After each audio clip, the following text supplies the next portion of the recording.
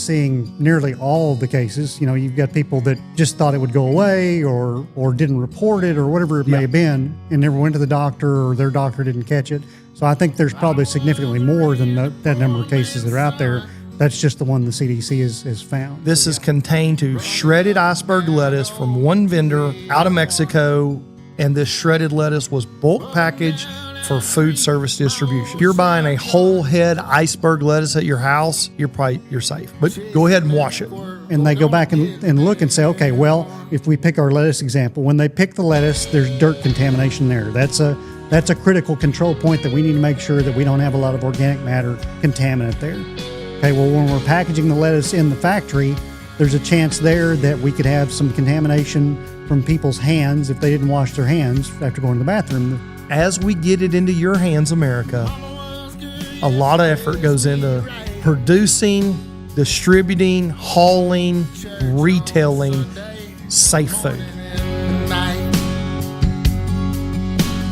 Daddy worked a job on a government land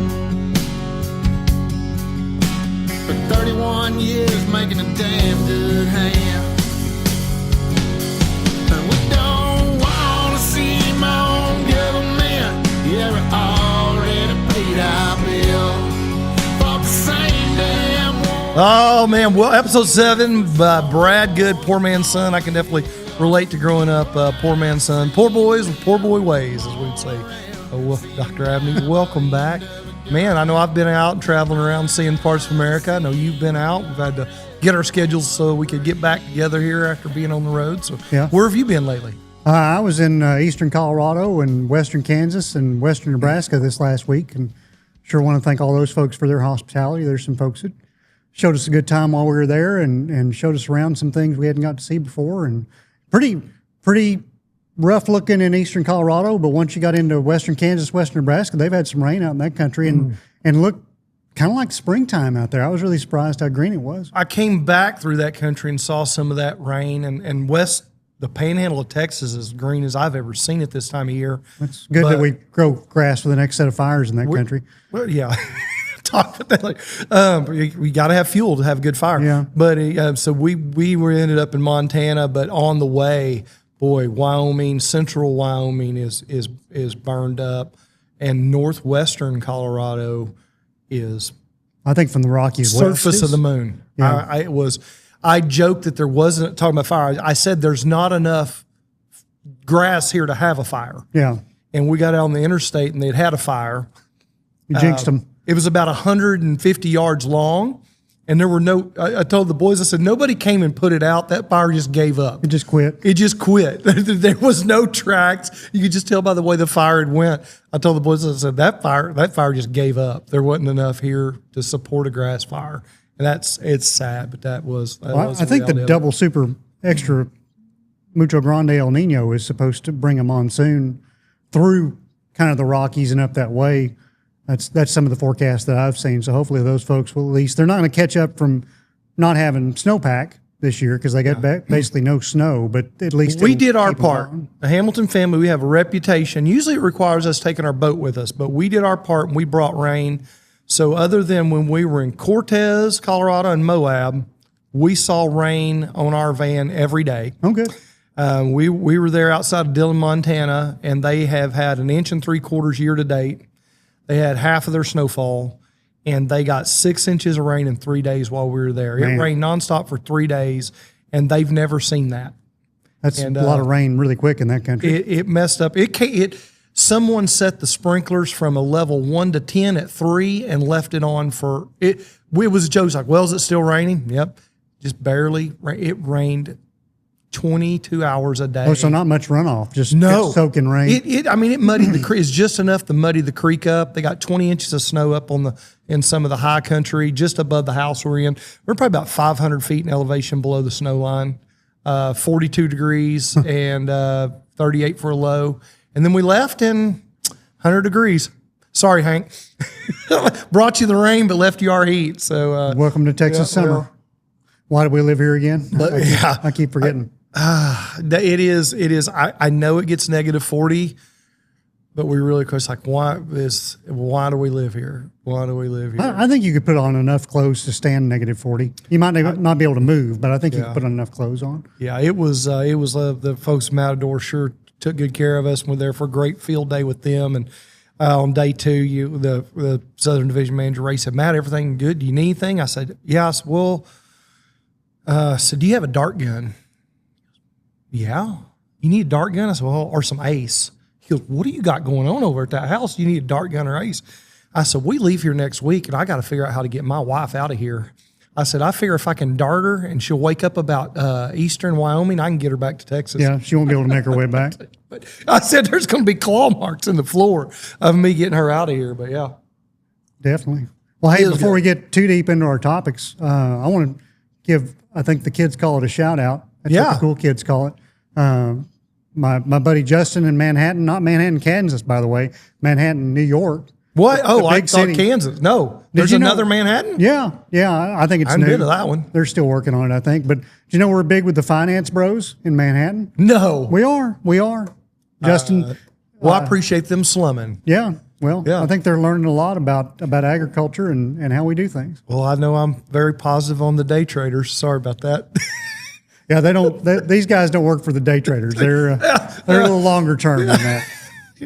Well, appreciate y'all tail wagging the dog. So we appreciate them listening. Appreciate everybody. And I've been growing and appreciate all the comments. We're probably going to get into like a viewer comment segment. We're hoping to do maybe a whole show on that in the future. So anyway, we came back to some big topics breaking while we were out and about traveling around the heartland of America. And the big one seems to be a little bit of a problem with lettuce going on. Heard anything about this? Yeah, it's not how much ranch can you put on it for once, which seems to be always the problem in Texas, but a nice little protozoal parasite called cyclospora.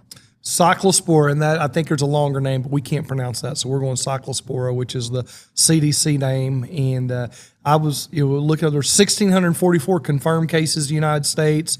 Most of those are in 5 states, kind of over in the Midwest, like Ohio, Michigan. There's a large taco chain that may be getting some bad rap for getting most of this. But there are some confirmed cases in Texas.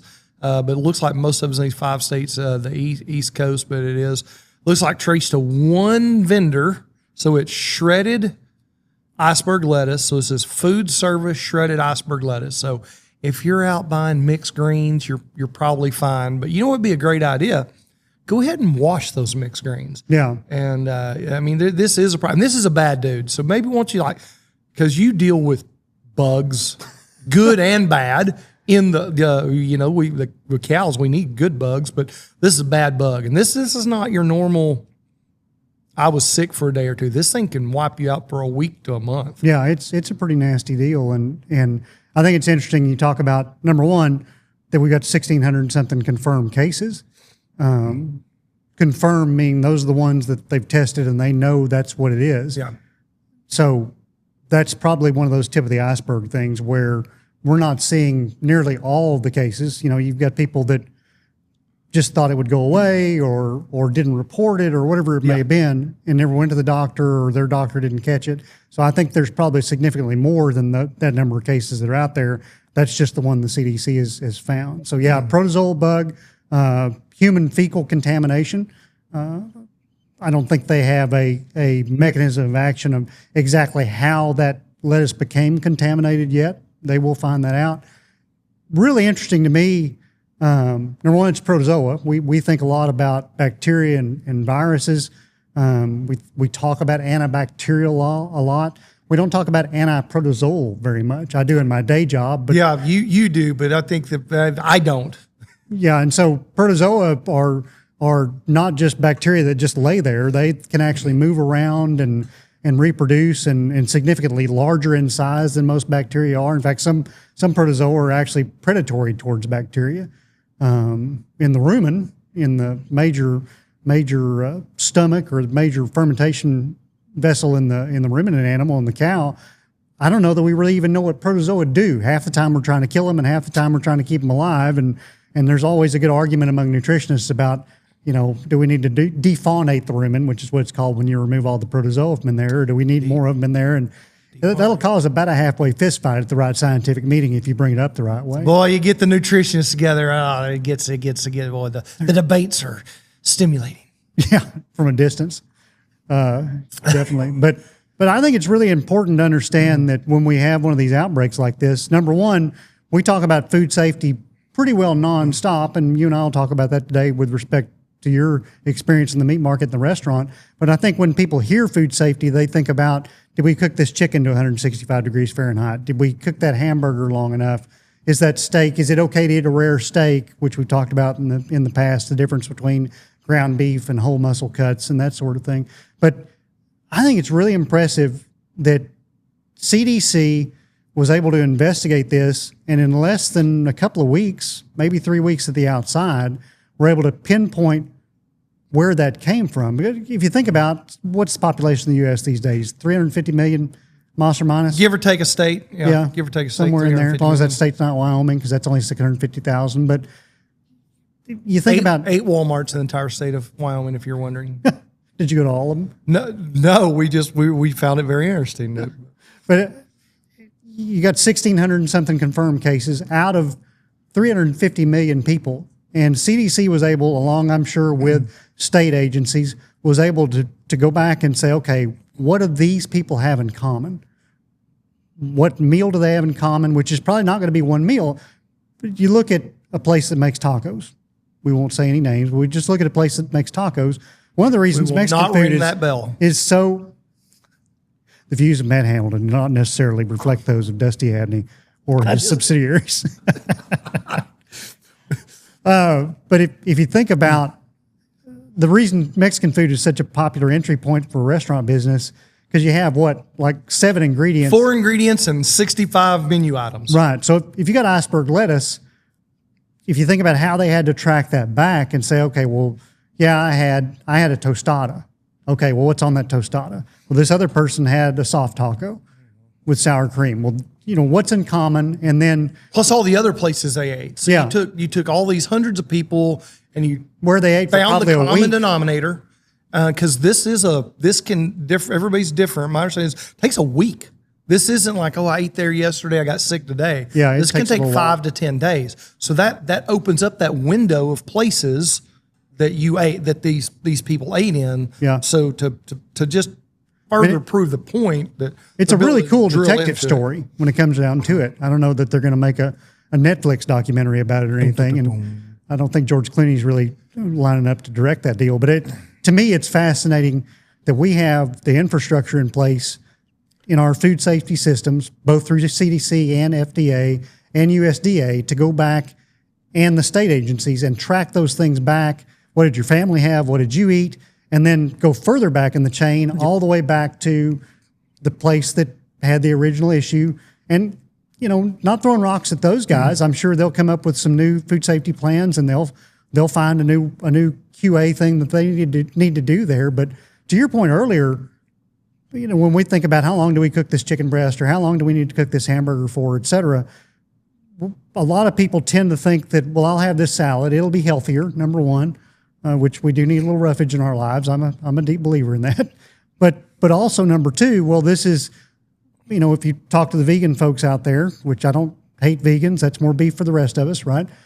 But if the thought process there is, well, these are plants and these are safe. Well, folks, there's a couple things to remember there. Number one, where do plants grow? In the dirt. If I want to go out in the parking lot here at Loco Yokel in scenic McKinney, Texas right now, and find some anthrax in your grassy areas out there, I bet I could find it. You got some in your yard at home. Yeah. Not to get the FBI on your case. Yeah. But not my house, my neighbor. Yeah, definitely that guy, your bad neighbor.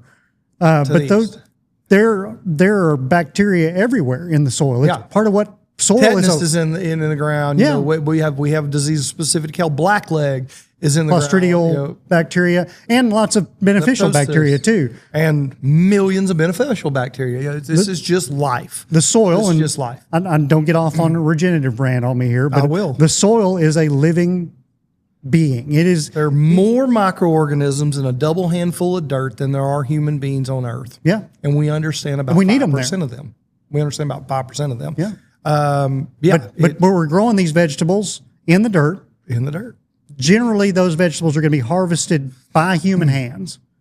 And it's just the nature of the beast. There's not as much automation in row crop vegetables. I don't know what you want to call that, truck farm. Truck farming is what we call it, yeah. Human consumption vegetables that you would find in your produce department.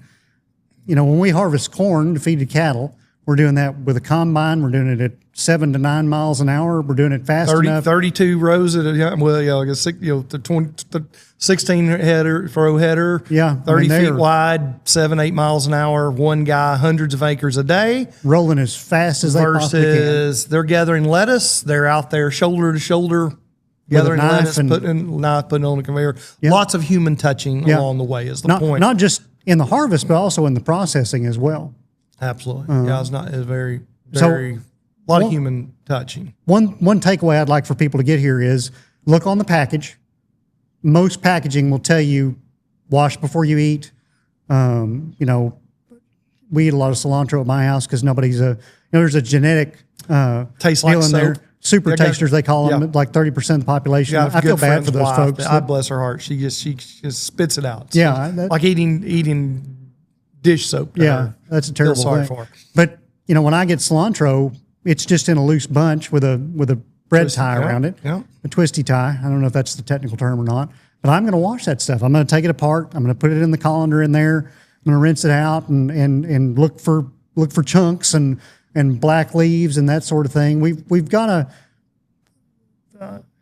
When it comes to the food supply, when it comes to the American consumer, everybody has a part to play in food safety. Yeah. And the last chain, and probably our viewers or listeners may not want to hear this, but the weakest link in that chain is generally the person preparing food in their home.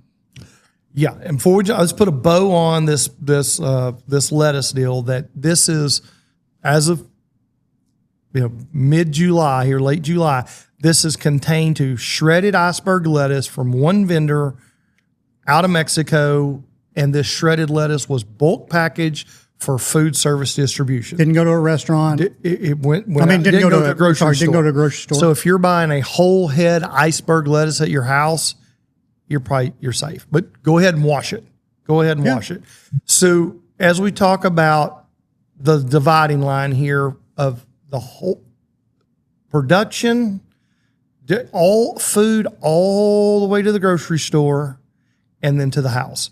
So from the grocery store, from the restaurant backwards, and why they were able to track this down, we had this wonderful program that is a love-hate relationship called HACCP, Hazardous Analysis and Critical Control Points. And it's all these rules and procedures that we have in place to prevent. That's hazardous analysis and critical control points. So the analysis part of that is how we figured out to go backwards and find this stuff. And so I thought you had an interesting story on the history of HACCP and how it started. Yeah, so HACCP actually, like a lot of cool things in modern society, like the personal computer and Velcro and Tang, although I'm not sure Tang is still in. Do they still make Tang? I don't know, but I grew up we had a little bit of Tang. I'm a little bit of a space nerd, and it's interesting to me that HACCP has its roots in NASA as part of the program to go to the moon. You think about it, food was a big deal. Number one, they had to figure out how to freeze dry food, so it took up, because weight is everything in that rocket, right?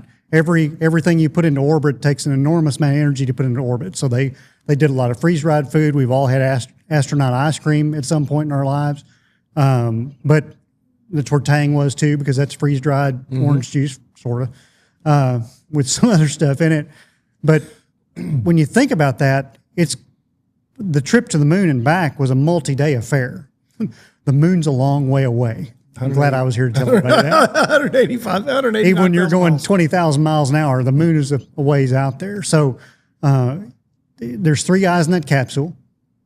If you watch Apollo 13, one of those guys gets sick and can't make the mission, so he has to stay back and they have to sub in for him, if I remember that deal right. So when you think about all the stuff they went through from a health perspective to make sure everybody's healthy going in that capsule, because you're all breathing each other's air in there, that capsule they probably spent several days closer together than you and I are right now. So when you think about what they're going to take to eat, that's going to make sure and keep them fed and the right nutrients at the right time, et cetera, but also the food safety aspect of that. So think about that tiny capsule. And because if one guy gets sick, everybody's getting sick. They're all eating the same thing. They're all breathing the same air. And, and you can't punch out and go to the ER when you get dehydrated up there. Yeah. So number one, limited amount of water. Pretty unpleasant, I'm sure, if somebody gets diarrhea or throws up in the tiny little space capsule. But number two, an actual real chance that somebody's going to die. Yeah. And the mission is definitely getting scrubbed. Yeah. And so they developed hazard analysis critical control points. So what I've always understood that to mean is they look at the whole process. Nobody had ever done that before. And they go back and look and say, okay, well, if we pick our lettuce example, when they pick the lettuce, there's dirt contamination there. That's a critical control point that we need to make sure that we don't have a lot of organic matter contaminant there. Okay, well, when we're packaging the lettuce in the factory, there's a chance there that we could have some contamination from people's hands if they didn't wash their hands after going to the bathroom, the possible fecal contamination there. So that's another critical control point. So you have, which I'm sure you can talk ad infinitum about, you have all these different critical control points where they have identified that this is a transitory point where this goes from being one kind of product to another, or it goes from one temperature to another, or one cleanliness to another. And so we're going to install some kind of SOP there to decide, here's how we're going to mitigate that risk as much as we possibly can. Yeah. So and being in the business at a small scale, I'm really small scale compared to big guys, but I work with bigger people. But the same big rule, a lot of the big rules apply to us, even though we're small. And so having to be held to a different level of accountability, traceability, temperature control, temperature monitoring, and then you spend all this time to get this safe food product over to people, and you hand it over to them, and they leave it in the back of their car for 4 hours and go home and then put it in the refrigerator that's set to some number that they thought was a good number, and then cooked it sometime in some dish that maybe they cleaned, or on some cutting board that maybe they did chicken before beef or whatever. And then, but it's always, if someone got sick, it's always the restaurant's fault. Now, no one ever got sick in their home. So the most interesting thing was I started down this big boy world, leaving the selling farmers markets are going to have actual roof over your head. There's another level. I say that the rules increase as the number of people you have the ability to kill increases exponentially. I would guess. So I only have the ability to kill about 7,000 people a month, but some people have the ability to kill 100,000 people a month. They have a higher standard of rules, and so the joke, that's kind of our customer load is really. Right, but I'm not very far behind those 100,000 people, but it is a little bit lesser. But I had to go through a full day training with a lady who's a multi-degree food professional, and one of the things that she does as a consultant is if there was something like what is happening right now with this lettuce, anytime a major national brand restaurant in Texas is accused by a customer of having a foodborne illness. That's more than just like somebody griping, like, oh, there might be something to this. They hired her to come in and do an investigative deep dive. And she gave us all these stories of, like, most of the time, first off, she could usually because of what they have, they know the incubation time, whether that's 6 hours, 8 hours, 12 hours, 24 hours. Very few things are in that 3 to 4 hour range, or a few. There are some things that you can get sick from really quick. It's generally an endotoxin thing that the growth has already occurred. The growth's not occurring in your system. But most of the time, if it's a salmonella, right, what most people are saying, it's more like a 12 hour than a 4 hour. So that means lunch made you sick, but you're blaming it on dinner. So she was really good at going in and diagnosing those things and interviewing people. And what she found is most of the time people had prepared some type of a chicken dish and kind of rinsed the cutting board off while the chicken was cutting. That's more than some people do. And then they made themselves a salad, and they got themselves sick from cross-contamination of chicken. And I pick on chicken because it's really high in salmonella and listeria. Way higher counts than beef, even though it can exist in beef. But they cooked the chicken. That was a problem, but they cooked it and they killed all that bacteria. Yeah. So the chicken didn't make them sick from eating the chicken because they cooked it. And it's food safe. They made the cross-contamination is what made them sick. All right. Now, how did they get maybe soup? So all chicken probably leaves the store at the same level. Salmonella probably pretty low. Well, if this person had the chicken in the refrigerator for 5-6 days, and that refrigerator is at 42, 44 degrees, they had an exponentially higher salmonella load than someone who had a 34-degree refrigerator. Or just had it in there for a couple of days. Or a couple of days. So it is time and temperature. So for, I didn't pull that number, but I know that anytime we get it, so 42 degrees, you got to stay below 42 degrees. That's what we've determined is a food safe temperature to store meats. The colder, the better. So we like to store meat down in the low 30s.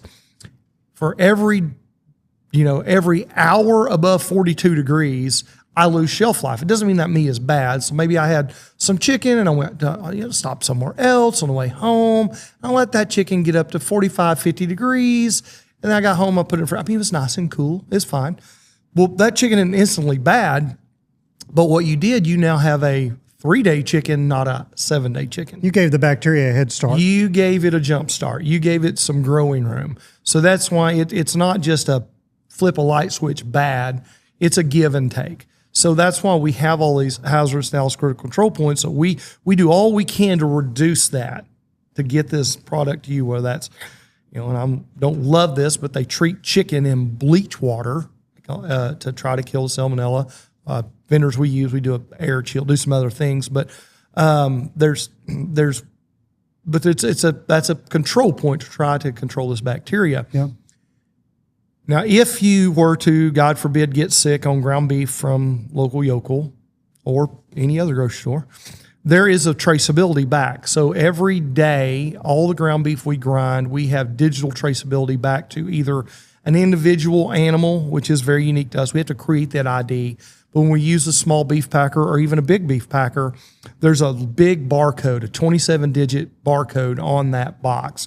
And that tells us the product, what it is, when it was packed on, plant. There's a ton of information in that. I think we talked about that a little bit on like episode 2 or 3, if I remember right. Yeah, I think that's right. So we have traceability back to either an individual animal or a small number, 4-6 head runs of animals. But we have that traceability. So if there, God forbid, there was an outbreak, we could narrow it back down. Yeah. The big plants, same thing. There's lots of traceability, and that's how you're able to figure out quickly where this lettuce came from, what plant it was processed in, what trucks it rode on. And we have those rules in place so that when there is an outbreak, we don't go, well, good luck, America. People are getting sick. We don't know where it came from. Yeah. We can quickly figure it out. And I promise you there will be massive changes in how lettuce is handled over this. And I don't know the details. We'll know. In America, you'll never know. This will be in your rearview mirror in 3 months, but there will be in the industry. We're going to talk about this and know that what happened. We're going to know what happened. Well, a lot of these regulations, you hear this a lot about FAA regulations around airlines and flight safety, that they're written in blood, and these regulations are also written in blood. And I think you make a good point there. A lot of what you and I talk about are the nuances that escape the American consumer because they're just not exposed to them. We have still the most wholesome and safe food supply in the entire world. I'll never stop believing that unless somebody can really prove it to me, and you're going to have to work hard to do it. But when these things happen, I think it brings out the TikTok people and the Twitter people to point at that and say, they're trying to poison us and they're trying to control the food supply and all that stuff. But it's really more of a highlight of how quickly in today's economy with as far and fast as we can move something like iceberg lettuce. Because you didn't ship iceberg lettuce more than a few states away 30, 40 years ago. But because of economy of scale that I talk about a lot, because of industrialized agriculture, which is the devil apparently to some people, but I defy you to feed us all without industrialized agriculture, without everybody having a garden in their backyard, and then you're going to eat a lot of canned tomatoes during the winter, and you're not going to like it as much. But it's really fascinating to me, and should, I hope, reassure our viewers just how safe the food supply is, because we can go back and say it was this. And we're going to do these things to stop in the future. This is what we're going to do to stop this outbreak right now. And in my it's fixed. experience of the few things I have firsthand knowledge of, so if you don't have firsthand knowledge of it, it's just a written account from someone, hopefully a trusted source, right? But the things I have a firsthand account of, it is a human error. It is a literal human being who knew better, had better training, had better oversight, but just didn't do the right thing. Probably didn't have bad intentions. Those of you who have employees, coworkers, or children, you know what I'm talking about. Some of that might be all the same thing. People can, for me, I've got all those in one person, my daughter over here. So that people can let you down. So there was a specific instance we'd never had. Pecans are pretty low risk. So we'll come back to like the risk of things that you eat directly. We'll come back to that. Anything that you don't cook to a food safe temperature, you open a bag, you open it and eat it, put it straight in your mouth. Those are higher risk. Back to like, oh, you should eat more salads. It's safer. We should remember to talk about the potato chip outbreak from a couple 3 weeks ago too. Well, I'm going to talk about pecans because we love pecan industry and high pecans. We'd never had any type of food safety issues. For with clarity, pecans. your family's in the pecan We're business. pecan business. We're American Pecan Council, Oklahoma Pecan Council, my brothers. We're eye deep in the pecan business. And so several years ago, we had a salmonella outbreak, pretty regionalized, but people travel, and it was through a tourist town here in Texas. So it seemed like it was widespread, but it was really people traveling through and buying snacks at this store. And it went back to one lady who went home on her lunch break and was preparing a chicken dish for dinner, went back to the plant, did not properly wash her hands, and got salmonella into pecans. Which sounds really weird because you think about salmonella being on some kind of meat tissue or that sort of thing, not pecans. But there's a lot of cross-contamination that happens with salmonella. You're like, how could you possibly get salmonella in pecans? Yeah. And it was just, how they figured out is bags, specific products, who was working raw pecans, what dates were on the packages that people got sick from, cameras, like they figured it out. I mean, we sit here and say, well, it went back to one individual person who didn't do the right thing. So I will be interested to see where the lettuce thing comes out. I missed the potato chip thing. What happened with potato chips? I wish I'd thought about it before we started and I would have researched it better. To my memory, which is terrible, there was some sort of foodborne illness with a flavored potato chip not too long ago. And it turned out to be the milk powder that was part of the flavoring for the potato chip. There was a food pathogen in that milk powder. So, you think about potato chips are fried in hot oil. What's going to survive that? Nothing.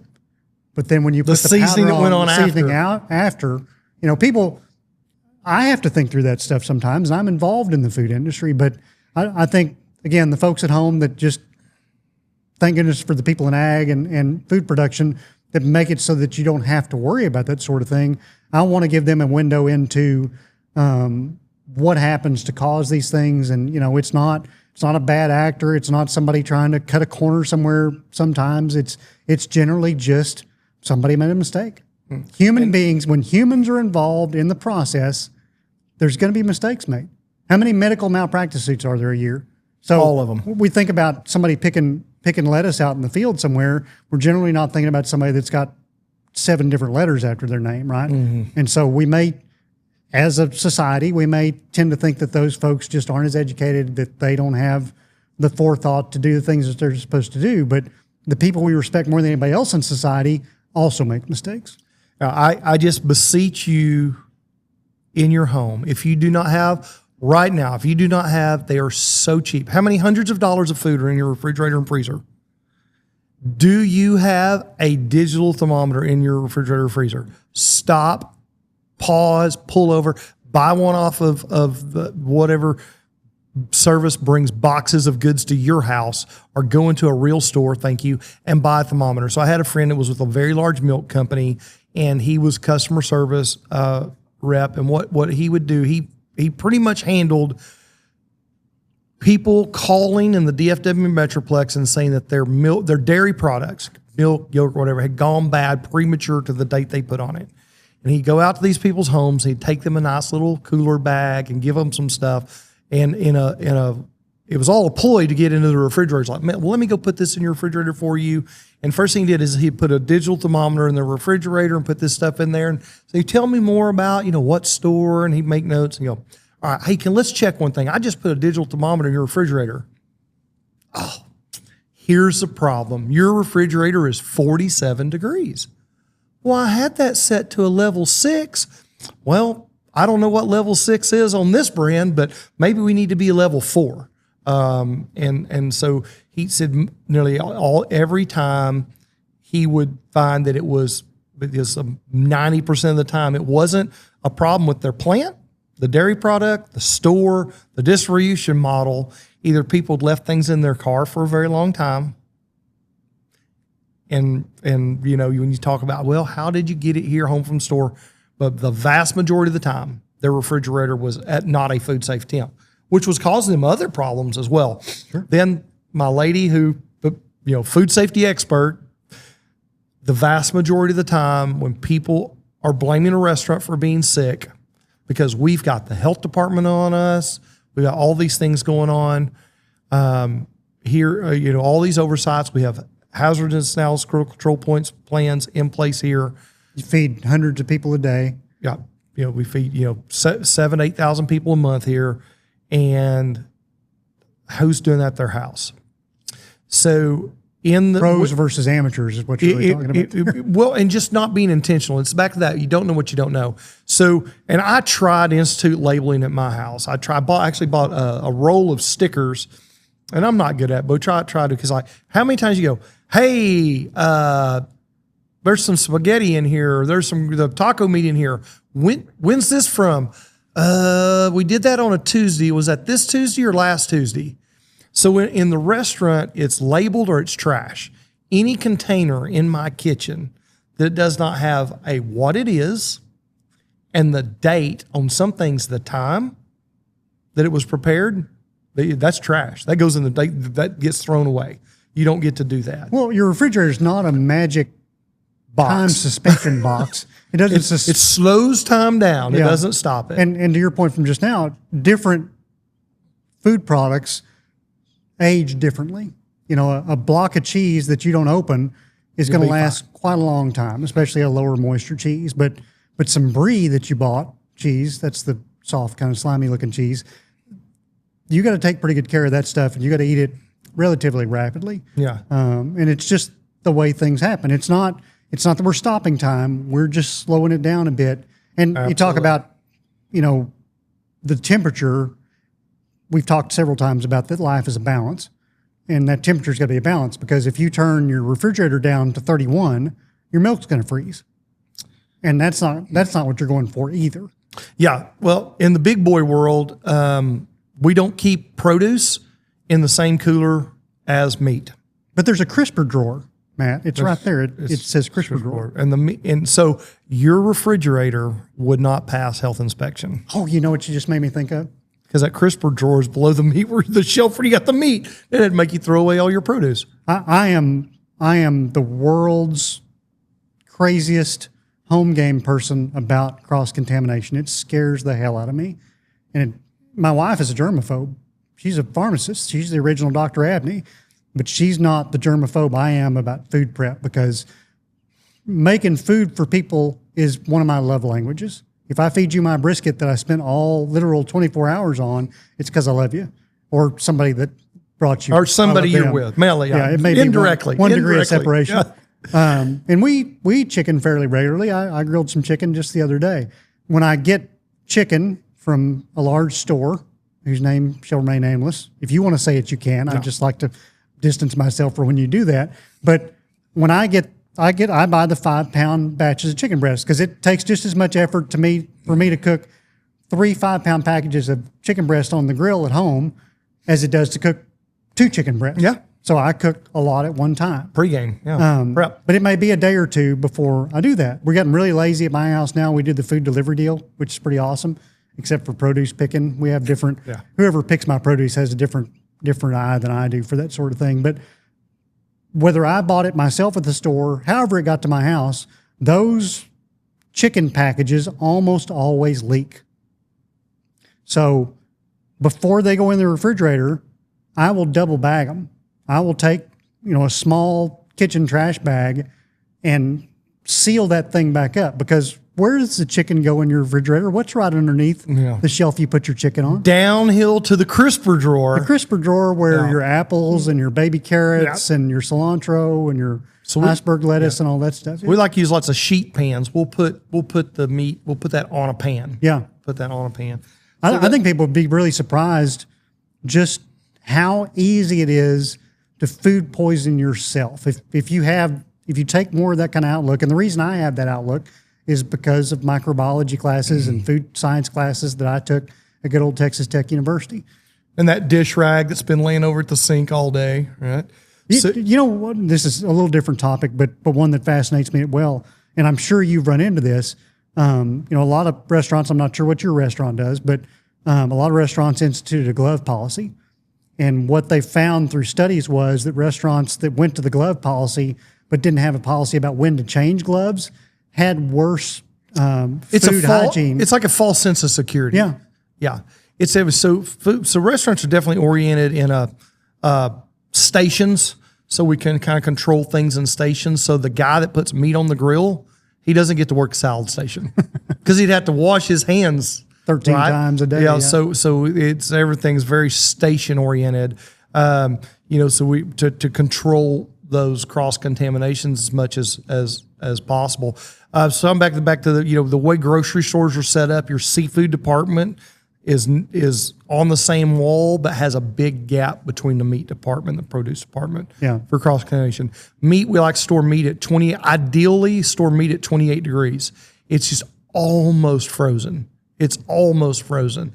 And so meat doesn't freeze at 32 degrees, but your lettuce will absolutely freeze. Your milk freezes around 30 degrees, not right at 32 because there's milk fats in there. Yeah. But the same cooler that we would love to store meat in will freeze your milk. So, and there's also humidity levels. So that's why the grocery stores have all these different walk-in coolers for food safety reasons, for temperature variation reasons.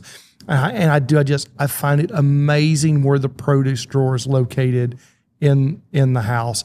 So we bought a refrigerator. If I actually have not a crisper drawer, I have a meat drawer. So the lowest thing in my refrigerator is a drawer that we keep meat in, and it can be brought out and go be washed out if something leaks, because those shells, man, I don't know who's designing these home refrigerators, but y'all stink. I had to disassemble They're engineers. They're not food scientists. They need to talk to You're somebody. being generous saying they're engineers, but anyway, it is. But come back and we'll talk about things that are most likely to make you sick are either cross-contamination or the potato chip, things that we take for granted in our mouth. And so a big deal in my world is jerky, because jerky is a no big deal. It's just a shelf-stable at room temperature meat product. What could go wrong? What could go wrong? So we take something, if I take a ribeye out and carry that around with me in my backpack for a few days, that's not going well. Time. That's not going well. So all I'm asking science to do is to do what our Native American ancestors figured out, was how to dehydrate that in a way that I can carry it with me and have a protein later. So one of my big, I have 4 dogs and 200 pet peeves. So one of my pet peeves is the homemade jerky. So once a month, somebody comes to me, I make this wonderful jerky, and they want to sell. I want to sell me your jerky, and I'm like, I'm sure it's great jerky, but you're not. This is illegal jerky, and I have a meat inspector. It is illegal to. You can make that for your family. You know that when you said illegal jerky, somebody's gonna copyright that. That's going to be the next big brand of jerky. Oh, I've already illegal that's jerky. That's going to really appeal to somebody. I've already applied. Oh, that's a great idea. I've already applied for that. Don't do that. This recording, you'll have that tied up. This recording constitutes an initial trademark application. There is a whole movement in the U.S. right now, and you and I have some differing opinions on this. And we ought to have an episode on it. That if we do things kind of not totally like food safety, and we won't bring up the exact thing I'm thinking about right now because it's a whole episode, but I think somebody at home right now is thinking, illegal jerky? I need some illegal jerky. I need some illegal jerky. To me, from a food science perspective, jerky has aspects to it. It's dry, has a certain water activity, and a low water activity inhibits bacterial growth. Notice I didn't say prevents, I said inhibits, slows it down. But it will still mold on you. High salt content, which again is a water activity thing, draws moisture out of the bacteria, they can't grow. And then generally some seasonings that may be antibacterial to a certain extent, smoke, that sort of thing. But it's pretty interesting to me, those preserved foods. I've always thought a lot about those when you think about history and how you moved across the continent. How did you keep yourself fed? They used salt. Salt was a big deal. They traded salt there were salt licks. Yeah. And the Native Americans, they traded salt. They would carry salt. Salt was probably worth more per pound than gold amongst the Native American traders up until, well, when we got here. So with jerky, the way you make jerky at home is you toss it in some stuff, hand slice, whatever, and you marinate it, and you put it in your let the bacteria dehydrator. But then you don't think about you don't have a moisture probe. So in the big boy world, we have to bring that meat up to over 140 degrees. And there are probes in the meat measuring the temperature and the moisture and the pH. So we're called water active. It's tied to a computer, and we have to track it. You used to have these big paper dials, and you had these needles with little one red, one black little almost like a seismograph. Yeah, it's like a seismograph, and that's how you would have to record that, and you have to put that in your file. But now we do it with the computer. So we have to keep the meat above food safe temperature, above 140 degrees, to inhibit bacterial growth again. To that's to try to kill anything that might be there. Yeah, and kill E. coli, salmonella. A lot of people think, well, 140 is way different than 165 that I cook my chicken to. So why is that still safe? And it's time and temperature. It's an equation. It's those two things together. You can cook chicken. Listen to me very carefully what I'm about to say. You can cook chicken to a temperature, an ending temperature of less than 165, but it has to be there for a significant amount of time. So when I smoke chicken at home, so that my chicken doesn't turn into chicken jerky inadvertently, because that's not very good, I usually look for about 150, but it's been in there for an hour at 150. Yeah. 165 is the instant read thermometer kind of temperature. So if you're interested in that kind of thing, USDA's got some great tables where they break that down and say this time at this temperature is safe. So that 140 just kind of caught my eye. Keep that beef, and I forget the time, but it has to stay above 140 degrees. Then until for a minimum amount of time, but also there's a moisture point where then once we get the moisture down, I think below around 12 to 14%, and meat's usually around 30% moisture. Then we can start dropping that temperature down to 120. And the reason to do that is to get a slow, long cook. And that we want to take out as little of the moisture as we can. Because you have to. We want to take out enough to make it food safe, but not enough that it turns into a rock. So that's the line. That's what you want to do. The bacteria need the moisture to grow and multiply. They need moisture and reproduce. Because if it's too dry, certain bacteria will sporulate. So not the ones we have to worry about. 3% salt. So if I have 100 pounds of meat, I need at least 3 pounds of salt in there. So that's no one at home is measuring that. Sodium nitrate. I've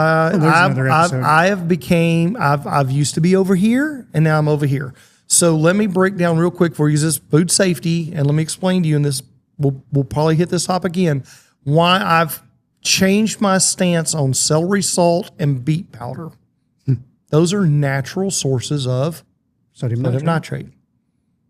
The problem with those is because they're inconsistent in how much sodium nitrate is in them as a percentage, for food safety, we overuse them, meaning I use 1 ounce per 100 pounds of sodium nitrate. That's 1 ounce. May use 3, 4, 5 ounces of celery salt or beet powder to make, because it varies. That sodium nitrate is the same every time. So what the studies show is that you're getting more sodium nitrites. So sodium nitrate converts in a downward ratio of 27 to 1 at 125 degrees. There's a chemical reaction happens. The reason it's dangerous and the reason they dye it pink, they call it pink salt in the business, If you wanted to off somebody, you put a little sodium nitrate on their food. If I gave you enough sodium nitrate just to be a good on your French fries, you would die. You would drown in this room. It stops your body's ability to fix oxygen to your blood. So what it does, it goes into the meat and it just absorbs the oxygen. It takes the oxygen out of the meat. But then that downward converts at 125 degrees at a 27-to-1 ratio from sodium nitrite to sodium nitrates. Here's the deal, folks. If you're living 100% of your protein intake on salami and jerky, maybe this is a problem for you. If every lunch is snapping into a Slim Jim, then this might be something to consider. You There's probably a got future some episode. other issues. When you talk going about on. red meat and cancer, that's, if you look at most of those studies, and we really didn't even talk about this in depth, but just as a quickie, most of those studies are talking about highly processed meats. Oh, I've got a great nutritionist that we're going to come on as a maybe a remote guest, or maybe I may fly her down here from Montana, and we're going to talk about those things and talk about your omega-3/6 balance in beef compared to chicken. So even my beloved grass-fed beef versus grain-fed beef, you're really not. If you eat chicken twice a month, you erase all that benefit. That's how many more omega-6s are in that dirty chicken. Yeah. So grain-fed beef still better for you than chicken, and you heard it here first. Sodium nitrate is important to use in a jerky. You're legally to sell jerky to the public. You're using it. It's just how you're getting it. Yeah. And I have shifted my viewpoint because I do have the ability to learn and improve. My wife is not sure 100% yet to what degree, but I do have the ability I can to echo learn that. and improve. If it would help you out some, she needs to hear it from somebody else. Yeah. So that is a point I've really made a shift on over the last 10 years is because you dig deeper. Don't just take the TikTok post and wave that flag. Like, let's dig in. Don't just listen to some yahoo on the internet. No, there's pick up your phone and do some research. And so that's Don't just look at the first result, though. You got to, research is not just. Yeah, I mean, I know. Spend 10 minutes on it. ChatGPT will help you. So dig in. But jerky is one of those things. People bring me jerky all the time, and they're like, "Oh yeah, this is great. You can't sell this, and you need to be careful. Are you refrigerating this after you make it? No, it's jerky. You're going to make your family sick. The moisture content in this is way too high. It's going to mold. It's going to develop bacteria. This is way too high. You're going to make your family sick." This is good jerky, but keep it in the refrigerator, even though it's a jerky. Yeah. And that's like, so our snack sticks, we're at the legal minimum for sodium nitrate. So we keep them refrigerated. You know, they're good for several days, but like long-term, they're not shelf stable. And that's just a sacrifice I'm willing to make to give you a partially shelf stable meat protein snack. And to keep the moisture up. Several reasons that we produce but now I see even Costco is selling snack sticks in the refrigerated department because people are figuring out, hey, this is a better product out of the refrigerated section than off the dry goods aisle. And those may have fewer preservatives and not as much salt and a higher moisture. Yeah, higher moisture content. And as we're looking for quality proteins, I'm a fan of high quality proteins. So I want you to be food safe. But I've just cautioned you on the homemade jerky. To get in the big boy jerky business is about $250,000, $350,000 to get started. And you're going to have a hazardous analysis control points plan and a packaging plan, all these things. And in most of these facilities where we're making a dried jerky, cooked sausage, if we do it in one room, and what I mean by that, Dr. Abney, is if we load the raw meat and I roll that truck that we lay all those racks on into that room, into that smokehouse. Most of these are made with an entry door, one way. The meat goes in this door and it comes out in the other room. They're built into the wall. And that's a clean room. This is a raw room. Yeah. And it goes into the magic box. It becomes food safe and it goes to the food safe room. If I have a one room program, and you can do that, I have while it's in there becoming food safe, I've got a whole cleaning program I got to do out here in this room to come out of the magic box that made everything food safe. We're not just wiping down the counters with Windex. Yeah. Yeah. I know Lysol wipes out of the can. That's all it takes. Yeah. That's all it takes. Yeah, no. So this is I want people to understand like what it really takes to make a food safe program. We track and store all of these moisture activity, water activity, all that stored. This is a batch ID. Whether you're making 20 pounds at a time, 200 pounds at a time, 2,000 pounds at a time, that's a batch, and there's traceability back to that batch, and it goes through it. So it's how if there was a jerky outbreak, they would find that, but on the home jerky. And I have a meat inspector who, even though, so I'm not a licensed meat plant at my butcher shop. I have a health food license that allows me to sell meat there. But I still am under the state of Texas inspection. So once a year, twice a year, randomly, this guy shows up with a badge hanging around his neck, and he's a very interesting guy. Comes in and just does have to say, hey, can we help you? He goes, no. And he just goes wherever he wants to and does inspection all around our facility. But he loves to find illegal jerky and track it down. He showed up one day and said, hey, you're going to get your money back, but I've got to seize your buffalo jerky here. That's from a brand name you would know, big name in the jerky business. We had a buffalo jerky. I said, what? Those guys? I mean, this is a big name. He goes, yeah. He said, they're having that made in South Dakota. And in South Dakota, bison are exempt from all inspection. Oh. That it's viewed in South Dakota as this is a hindrance to the Native American population to have to adhere to these inspection rules. So everything's a free pass on buffalo harvest, cutting, and jerky. He goes, well, that don't fly here. So they're having to move to a USDA inspected plant on this bison jerky. But yeah, I got to take what you got on your shelf, and I'll give you a little piece of paper here that says I confiscated however many sticks, and they'll give you credit for it. And trust me, they know about it. But he was out, but he knew enough to know that I had that jerky in my store, and he showed up and got it. From their records, probably. Yeah. I mean, there were records. He knew that I was, through the distributor was bringing that to me, that I was buying that product. I had it on my shelf, and he showed up and got it. That's been 8 or 10 years ago. I date myself. Yeah, at least 10 years ago. But it was that's what can happen. And there wasn't a food safety problem with that.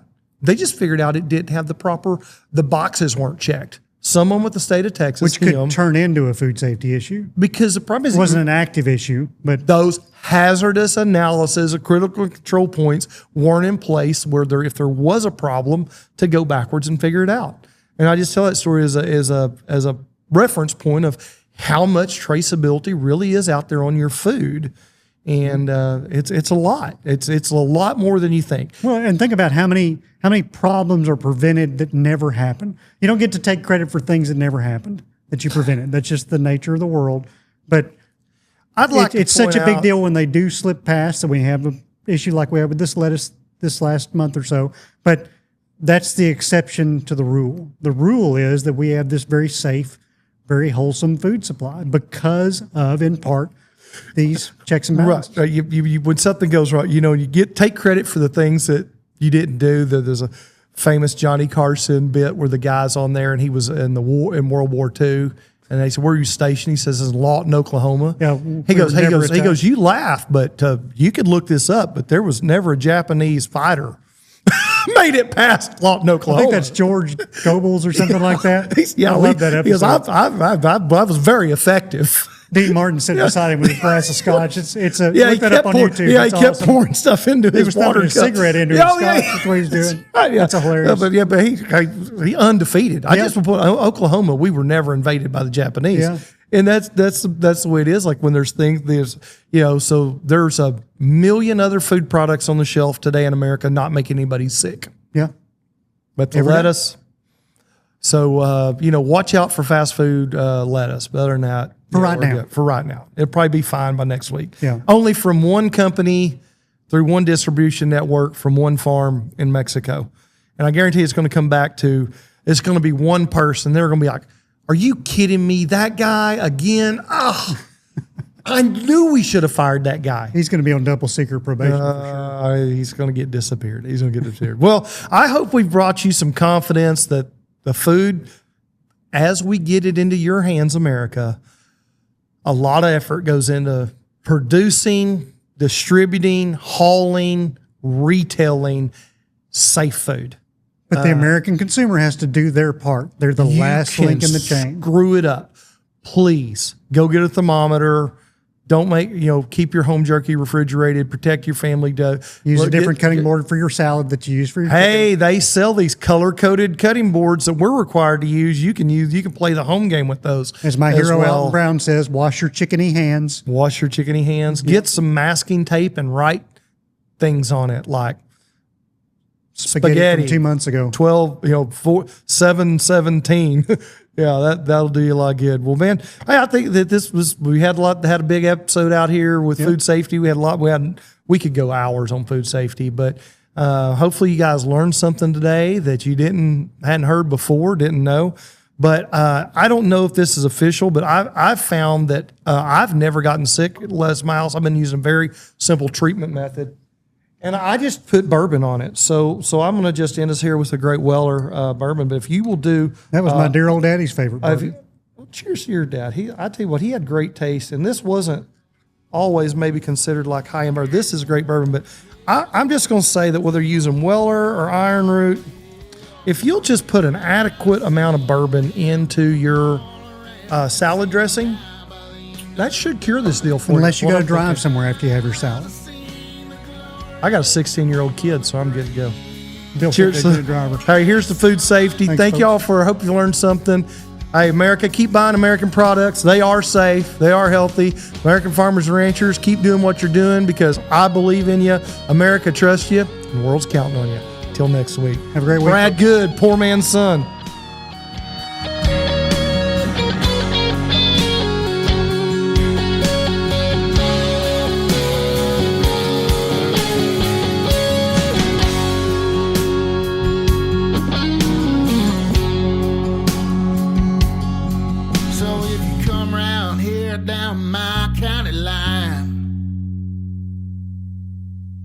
And one wrong turn to where you go to die. And we don't need no government hand. Try to take my guns and we'll all be down.